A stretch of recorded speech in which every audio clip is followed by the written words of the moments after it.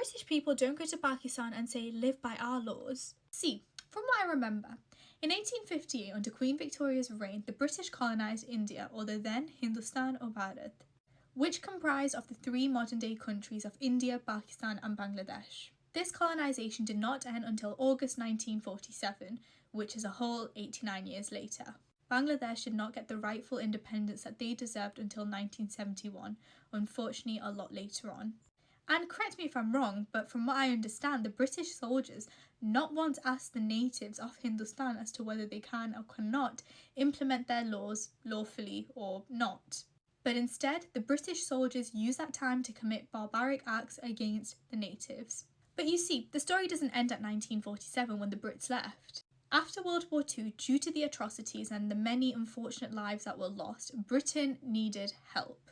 So what did they decide to do at that time to help their economy? Branch out to different groups of people. And amongst those different groups of people were the South Asians. From the 50s onwards, many South Asians were called from their home countries to come to Britain and help Britain's economy out. In return, what did these South Asians get? Well, they got a better life, they got to bring their families over, they got to make money and send money back home. And why did the South Asians accept this offer, you may ask? Well, because your country destroyed them for nearly a century. And so they had nothing left behind because the independence was not a nice mutual agreement.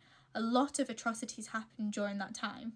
And if you were to ask me, many people would have left their families behind to make a better life so that they could send money back, so that those families that have suffered can make something for themselves. So see, when people like this turn around and say, yeah, but we would never implement our laws unlawfully like this into their country because they've heard something stupid and probably incorrect on the news, let me remind you of your own history, I guess.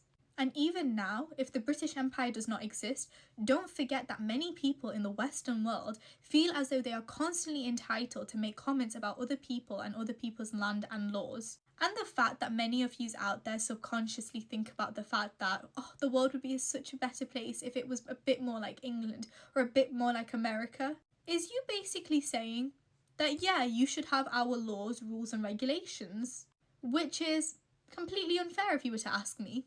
Especially coming from a history that has already committed many atrocities upon other people is quite shocking to me. See, don't hide your hatred for these groups under the pretense of, but we would never do this.